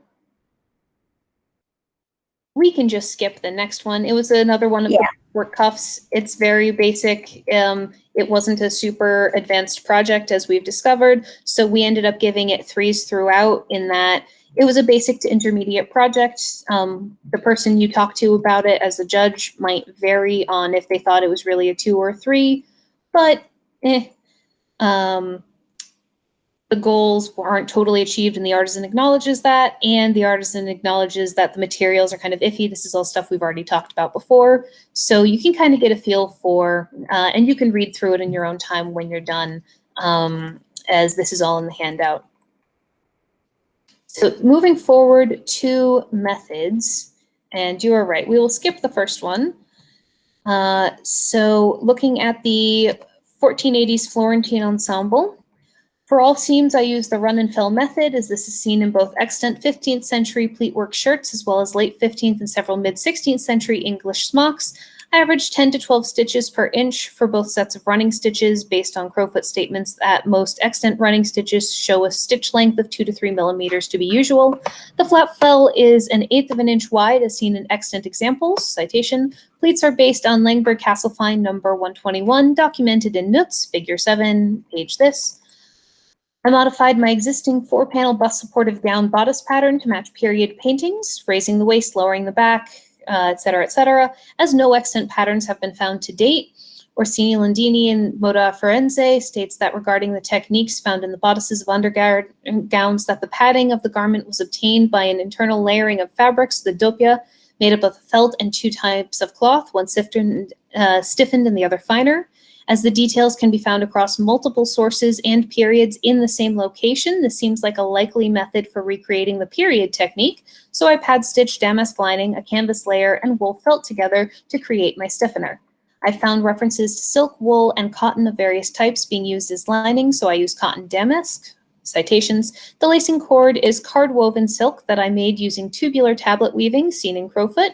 23 feet total of cord were used in the bodice. For the retta, threads were laid out over the base in 3/8 of an inch wide squares, determined by blowing up the inspiration painting to the size of my head and measuring the resulting square size, and then knotted and wrapped twice at each crossover. And we ended up, honestly, this is one of the reasons we're readjusting this calibration and moving to new examples, as I would probably not score this quite as high. When we scored this a couple of years ago, we gave this 6, 6, 5, and 5. Since then, there's been a lot more research that's been done, including an extant find of one of these garments that shows that some of my ideas were right, a couple of them were iffy. We said that there is a superlative attention to detail in this construction of both the Kamicha and Gamora. The garment is entirely hand-sewn, with the construction techniques taking directly from extant archaeological sources. A comprehensive body of evidence linked all of these techniques directly to relevant period examples. So, for example, I don't get into all of this in this clip, but it does explain why pulling from some of these sources is valid, is because we didn't have any extant finds from this exact location and time. So we did a mix of, hey, this exact method, or this method is described 60 years in the future. It's described 20 years in the past. It's seen in extant finds in England, and it's also seen described in this other thing. So therefore, this seems to be a fair idea of collating it. So again, that's what, when you're including things outside of the time period or location, we'd want to see a justification. The justification here is all of them are functionally pretty similar, and we don't have an extant one, so this is what we've got. I'd want to see that more explicitly stated in the documentation. Then this is obviously just a small clip, but you really would need to fill that in fully for 6s. Likewise, the Reddit is a bit of a weak link, so not all of the project is to that level. This is a place where it's something to keep in mind. We judge items as a whole, and so if you bring several items, it might help improve the challenge or the execution in that you had to challenge yourself more to do it, but it might decrease your score in one of these areas of materials or methods. These are all valid choices depending on your own personal goals. I once entered some leather shoes, my first time trying to make shoes that were sewn on a sewing machine because it was hard, because I wanted to show that I tried to make shoes. I was very excited. And it was great. I knew I was going to score poorly, but I just wanted to talk to some people and find folks who would tell me about shoemaking. And it worked, and I got a lot of information. It did impact my score negatively, but I went into it with my personal goal at that point was find some people who can give me feedback, and adding those pieces that scored poorly worked really well for getting me the feedback I was looking for, so that was the right call for me. It's important to keep an eye on what your personal goals are and how that might influence what items you choose to add if you're thinking about putting in multiple items. An important thing here that this does not go into as much that we'd like is tool usage. If we look at the rubric in the description, the final one is looking at the tools that are used. Tools can be both physical items like a needle, like your forge, like, you know, things like that, but they can also be techniques. So the tool, you know, using a bara, which is a way of drafting out proportions and patterns in 16th century clothing, that is a tool that you are using to create your pattern. So that is something that also gets involved, because a lot of times for sewing, your only tool might be a needle. And so it's not just that, it's also the ways you plan some of these things out can also be included as a tool. A big thing for tool is functionality, not name. So a big example of this there are some things in fiber arts that are called Viking combs. They are not, in fact, combs that were used by the Vikings. They are, in fact, a sort of modern term that is great, and they serve some wonderful purposes, but the fact that they are marketed as Viking combs does not, in fact, mean that they are the appropriate tool. Sadly, there are quite a few vendors who are selling items that are labeled as period tools that might not necessarily be period, or they might be period, but maybe not quite the correct one. So for example, for needles, we have a bias based around what size has been found, because if they're super, super thin and tiny, they're much more likely to have broken down. So the ones that we have are bigger. It doesn't necessarily mean that the only needles used in period were bigger. So survivorship bias is definitely a thing in extant items. So that doesn't mean that if the only merchant you find selling a quote unquote period needle is way too big to work, do some research into what scholars think period needles would be and try to find an equivalent one. Is probably going to get you a better time than using what a needle size that would have in period probably only been used for maybe sewing wool but not fine silk, is probably going to change things. Likewise, there are people who sell extant items or things advertised as extant items. This has multiple issues. One is the fact that many of them are mislabeled.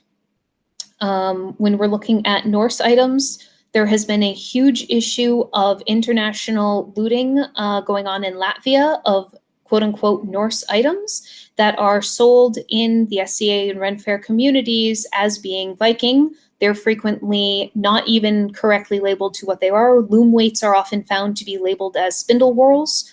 Additionally, spindle whorls, in the same way that you use different needles for different techniques, different spindle whorls would be used for depending on what you were spinning. And so simply because something, even if it is an extant item in reality, it might not be the correct one to use there. And again, sadly, a lot of ones that are seen are the process of looting and maybe mislabeled. So as a result, we really do not accept, simply because you bought an item that said it was an extant find and copied it, We do not want to support the looting going on in Latvia, and the combination of the two is really problematic. If you can show that this was bought through a legitimate, if it's like been deascension from a museum, that's different, but you would really need documentation that came from something beyond just an SCA vendor. A lot of people aren't aware of these concerns. We've been trying to speak out on it. It's very challenging. Most artisans who purchase these things are so excited, and we really want to be kind and considerate, because no one goes out of their way to purposefully, buy looted artifacts. But it's something really important to keep an eye on when we think about what is a period item. Functionality matters vastly more. If you do the research into what the very, very period accurate tool would be, and you're able to cobble it together from your own toolkit or Joanne's, that might work. Give us the description of the period tool, the documentation you got to get it, and how it works. That could be excellent. And that's probably going to score a lot better than someone who goes, well, this was labeled as this, I bought it, and so that's what I used. It's not going to be the same. So functionality matters a lot more than how it was labeled where you bought it. And that is a big rant I have there. And, ooh. Can I add one thing really quickly? Yes, please. We only have one category left. We're doing well. Sure. So for something like what I do with the glass beads, I live in an apartment. I'm not going to be able to make a bead kiln in my backyard. But I have friends. I have people who might volunteer their homes so I can try and experiment and do a little bit with it to learn. So doing that little bit of experiment, even if I can't make a whole project that way, will help push me. But I still may not be able to get a 6 ever. That's okay though. I can get a 5 because I can show what it was like. I can say I've had experiences with it, and I can talk about those differences. And I think it's important to realize and kind of accept that for some crafts, it's just going to be a little bit easier to go all the way versus others. But that's also why the 6 is sort of the exception, and why we have that bolded line, so that the 5 that I might get for being able to experiment on a period kiln, but having to make it on a modern one, but knowing and talking about the differences is still really good, wonderful, and probably enough to get me to the finals of an ANS competition. Yeah, again, something to keep in mind is historically, most of the last couple of years where we've had this better calibration, we haven't had anyone hit a perfect score, which we're so happy at, because no one should. So we're at 2 years in a row with no perfect scores, which bodes well and is what we should see. We're hoping to keep it up. And in fact, you would have been in the finals with a mix of, 4s and 5s, weighted more towards 5s, would have been enough to put you into the finals this year, which is a good range, because that lets people, we frequently see people who maybe aren't even there at all. The 6s are also a really great way to show an artisan who maybe isn't going to be in the finals. They're not at that stage, but they found one part of their project that they threw themselves into heart and soul, and they really worked hard. And maybe they got a lot of 3s and 4s, but they hit one part that they did so well, they got a 6. And that can be a great way for them to see, oh, okay, this is my skill. This is the type of thinking that I need to do in my other areas. And so we find it can be really useful to sort of break it out that way. But not every project is going to be able to hit a 6 in everything, because they shouldn't. No project should hit 6s in everything. I was just catching up. Apparently, I scrolled up slightly, and so I missed all of the chat that had happened for a little bit. But we are now moving on to our final category, sources. Sources are very, very important, because that is how we determine how accurate are our beliefs and understandings of this topic. So I'm going to go into both examples here. So example 1, we have the blackwork cuffs. Blackwork cuffs can be seen in an extant garment owned by the Museum of Costume Bath, as detailed in Patterns of Fashion 4 and shown in image from the book to the left, as well as in numerous paintings by Holbein and other artists, such as seen below in the portrait of Ippolito Porto. excuse me, the pattern was courtesy of Paula Catherine Marmer from her website, the Blackwork Embroidery Archives, titled Artichoke Border. While this pattern was not taken from an extant garment, it is heavily inspired by numerous patterns found in samplers and books, such as the 1598 Jane Bostock sampler. And as of note, those are the only citations present in the entire set of documentation. So anyone want to throw out some ideas for sources? Because we have 8 minutes to try to cap this up.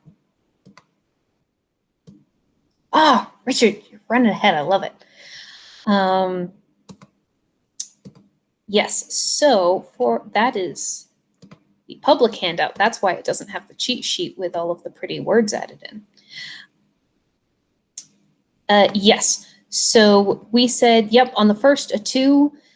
They're not really any good direct sources. There's a few ones in there, but it's very limited. If we look at the phrasing for that first subcategory, we're looking at the variety of direct or analytical.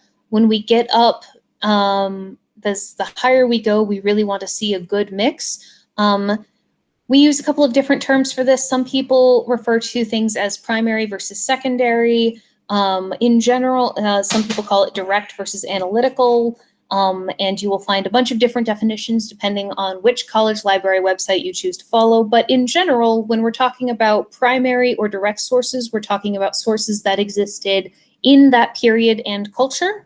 When we're talking about secondary or analytical, we're talking about people's understandings of things that existed in that culture. So a painting from the time period or a extant piece would be direct. Some people will fight about primary if it has to be, if primary only counts if it's the same item.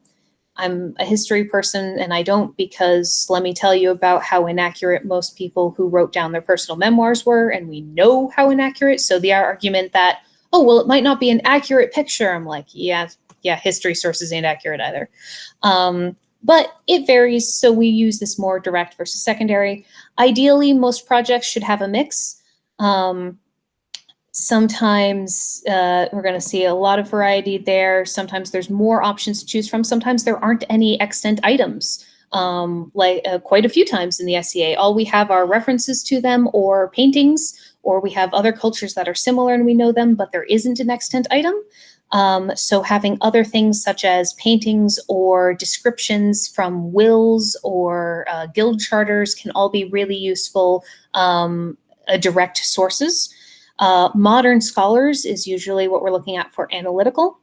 In this sample, there's not much. There's a reference to an item in the Museum of Bath as detailed in Patterns of Fashion, which is a very well-known textile book, but not an expert in embroidery, and a couple of paintings, but that's not particularly broad. So we gave that a 2. It really is pretty minimal. I don't think it crosses up to being a fair variety. When we talk about quality, that actually improves. So we jump up to a 4 for our quality there, because for the most part, these are all good scholarly sources. They're, the Blackwork Embroidery Archives is not being submitted as a source that's giving credit to avoid plagiarism. And that's an important distinction. So if you say, I know this is period because, blackwork.com says it is, okay, then that's not a good quality of source. You need to vet it more. If you're saying, oh, Laurel so-and-so told me, so that's my source, that's not a great quality source, because again, we're looking at written academic work. But if you say, Laurel so-and-so had this technique for translating this concept, and I looked at her work and thought it was good, so I used the same technique, you're not using that as a source, you're crediting your inspiration or idea, and that's sometimes can get a finicky line, but it's an important thing to note. So if you get an idea from someone else's SCA documentation and you want to credit them for their work, you might want to just make it very clear that you are crediting them, you are not claiming them as a source. The Blackwork Cuffs did not do a great job of explaining that. But overall, the sources that are used, we have a painting, an extant item, and another extant item. Okay, they're good quality. They're not super well applied, but the quality of the sources that are there are pretty good. So we gave that up to a 4. But back down to a 2 for the applicability of sources. Again, as we've said before, it's pretty widely varied. It's not well targeted in. The authority of the source creator really was not well established. An important note here is my stuff that I got from Patterns of Fashion was not great, because Patterns of Fashion is a lovely series that is excellent for tailoring techniques. It is not an expert in embroidery, and some of the comments that are made in the books about embroidery we now know are wrong. And so someone might be a great expert in a field, that doesn't mean they're an expert in a different field. In my Norse project, I found someone who's a great textiles historian, but his understanding is all about the chemistry side of things. And his interpretation was, he assumed that any bit of matter found in woad meant that, okay, well, matter is red and woad is blue, so therefore together it must have created a bright purple. Whereas people who work with the textiles have since had to clarify, well, you can also frequently use matter to feed a woad bat. So the fact that matter and woad were both present, it may have been a vat creating to just create the dark woad dye. It might not have actually influenced the color at all.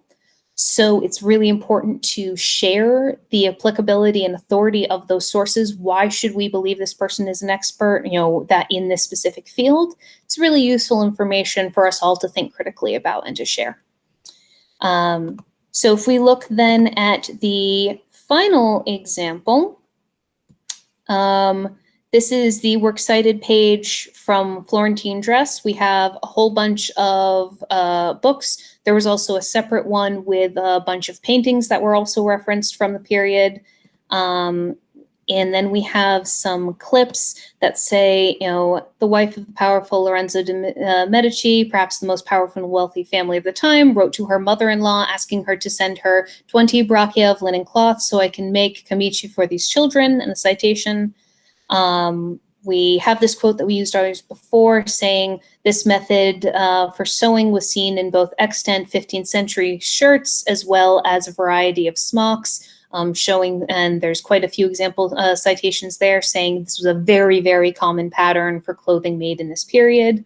And finally, we say the sleeves are a combination of several different paintings showing lace sleeves, with ladder lacing at the top seen in portrait of Giovanni Tornabuoni by Ghirlandaio, the cords holding the two parts of the sleeve seen in portrait of a lady by an unknown Florentine painter, and stationary cords allowing the bottom sleeve piece to show a lot of poof from the camicia seen in Herod's Banquet by Ghirlandaio.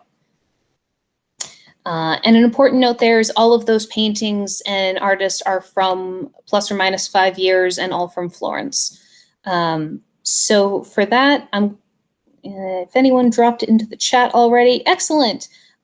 So we've got some things there. We gave this 5s across the board, where we said it's extensive but not exhaustive. One of the ways that we look at that is there are quite a few other sources that are available, that were available then, definitely are available now. The bibliography is very similar to the bibliography a lot of other SCA people would have used for that were decent quality writing and creating. I mean, we have several people here who do Italian garb. Fiore, I'm betting probably at least half of that was on your bibliography as well. Actually, no, you were 16th century, so it might be different, but I'm sure. Yeah. But still, it's they're all pretty well known. There's nothing that wasn't in common use in the SCA already.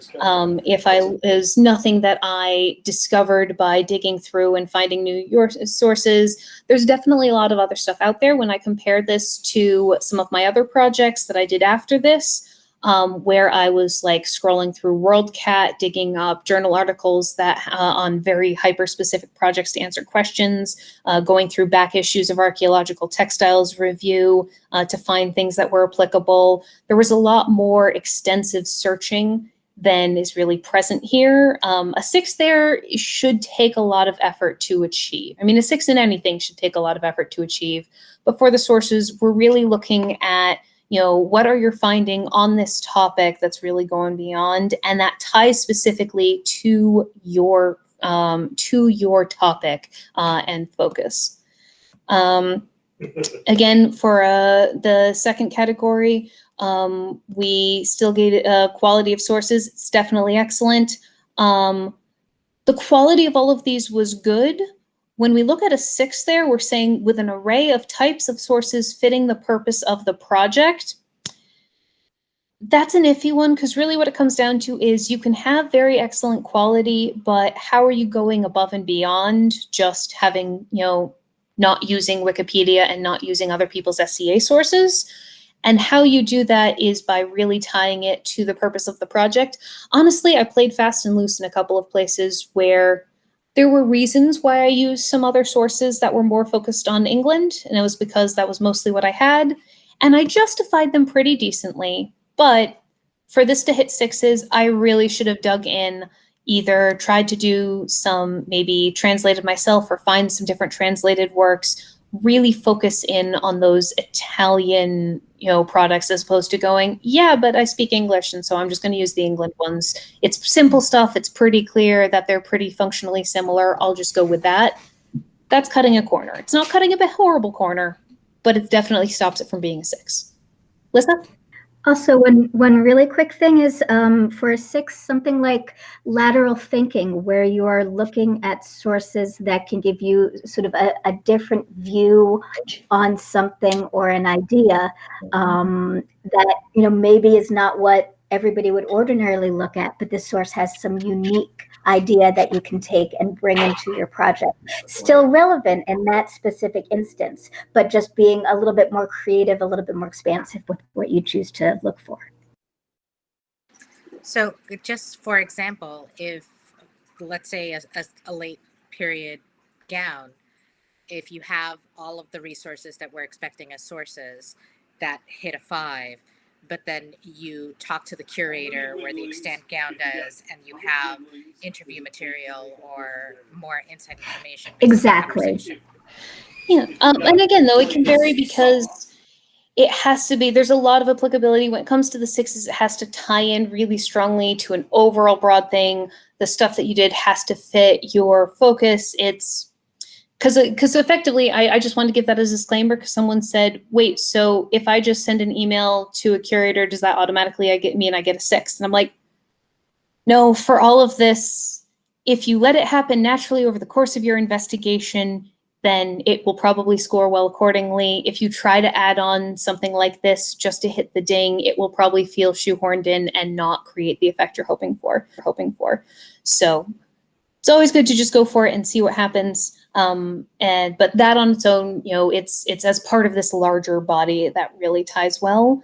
And finally, with the applicability of sources, there's one odd note in there, so we probably should put more on, where this is all stuff that we will be updating in the new version coming out.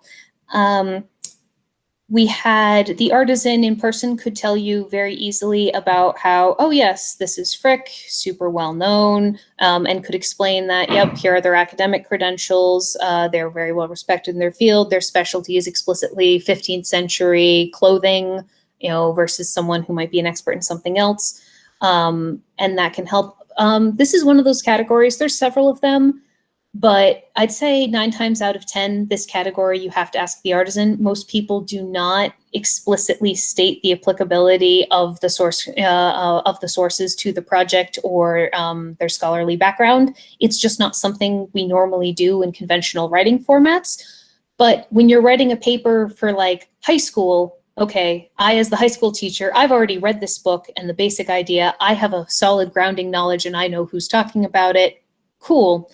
When we're sharing this information out to the broader SCA audience, I'm sometimes reading someone's research when I have no clue even what this topic is, and I'm learning about everything. So if you explain to me, if you say, Rogers says this, okay, well, did Rogers write the seminal work published by, Oxford University on this topic? Or did Rogers write card weaving is easy and fun? Those are 2 very different quality of sources. And yes, annotations can be really good. Annotated bibliographies can help. You can also explain as you go in text, or you can explain verbally. And as a reminder, all documentation can be provided verbally. So as long as the artisan provides this information verbally, that is completely valid and counts. Additionally, we also ask judges to ask these questions. If you go through and you don't know the answer, if you're saying, well, they didn't explain this, ask the artisan. I see you've quoted Rogers a lot. Can you tell me about them? And we really ask our judges to be proactive and ask questions. We don't assume that all of our artisans, we highly recommend every artisan entering ANS Champs competition attend these trainings and have a good understanding of it, but we're not actually requiring that.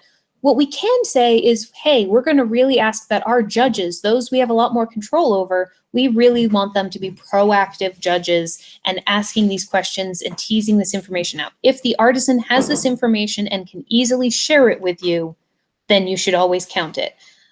Sometimes the artisan might say, oh, I have that answer, I know it, I don't have it on me, I don't remember it, I don't remember exactly, and then you have to sort of go like, okay, well, thank you, that's good to know, I can't really credit that, necessarily, but it's useful information to have. This is why for myself as an artisan, I would bring, I'm big into highlighting, I would bring all of my articles and have them there. So if someone asked a question, I could just pull it out and say like, yes, here's the, sentence or paragraph on that. And it extrapolates out and you can read that. Just because it's handy and it saved me trying to remember everything. So that is everything of the sample ones. We went through a lot tonight and we finished, since we started a few minutes late to let people log in, we actually finished just about in the 2-hour time period. So we will now open this up to questions. We will have formal questions now. If you'd like to ask privately, we'll be turning recording off in a few minutes. After any major questions you foresee lots of artisans might have. If anyone needs to leave, we understand. Thank you very much. So any questions you think the broader artisan community might want before we turn recording off? Agnes? How does a artisan, I'm trying to phrase this, give that extra verbal information, but still make sure their judge knows that they're being receptive to what's being asked?